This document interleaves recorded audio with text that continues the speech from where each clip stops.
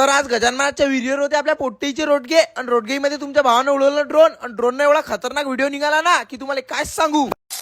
तर काय म्हणता मग पोट्टीयो कशा सर्वांना मनापासून जय श्रीराम। जसं की तुम्ही मागच्या पार्टमध्ये पाहिलं होतं आपल्या पोट्टीचे गजाननाथच्या विहिरीवर रोडगे होते, तेच रोडगे करायसाठी आपण गजाननाथच्या विहिरीवर आलो होतो। तर अर्ध्या घंट्यात सगळ्या पोट्टीने मिळून एवढे मोठे रोडगे करून टाकले। हे कसं आहे ना भाऊ, कोणतीही गोष्ट सगळेजण सोबत मिळून केली ना ते लवकरच होते। आणि मग जसे इथे रोडगे झाले पोट्टीने टाकून दिले रोडगे भाजायले आणि मग लागले भाजीची तयारी करायला। पण आपल्या विदर्भात रोडगे आहेत आणि रोडगे म्हणजे वांग्याची भाजी नाही आहे, मग ते रोडगे खायला की मजाच नाही येत। मस्तपैकी सगळा मसाला घेसाला शिजू दिला आणि मग टाकले त्या भाजीची वांगी। मग गजाननाथच्या विहिरीजवळ गेलो, तिचं पण दर्शन घेतलं आणि पोट्टी पाहून घे रे, हेच ते मेलेली विहीर होती। तिला गजानन महाराजांनी एका काळात जिवंत केलं होतं, म्हणजेच की या विहिरीला काहीच पाणी नव्हतं, गजानन महाराजांना या विहिरीला पाणी आणलं होतं। आणि मग जसं इथं दर्शन झालं आपल्या रोडग्याच्या ठिकाणावर गेलो तर सगळे पोट्टे भिडले होते ताकदनं रोडगे खायले। मग का विचारता बाबा, आम्ही मस्तपैकी साईडनं ताट वाढून घेतलं आणि भिडलो रोडगे खायले। आणि इथं मग जसे आमचे सगळे जे जेवण निपटले आम्ही निघालो घरी जायले। तर चला पोट्टे आजच्या ब्लॉग मध्ये एवढंच।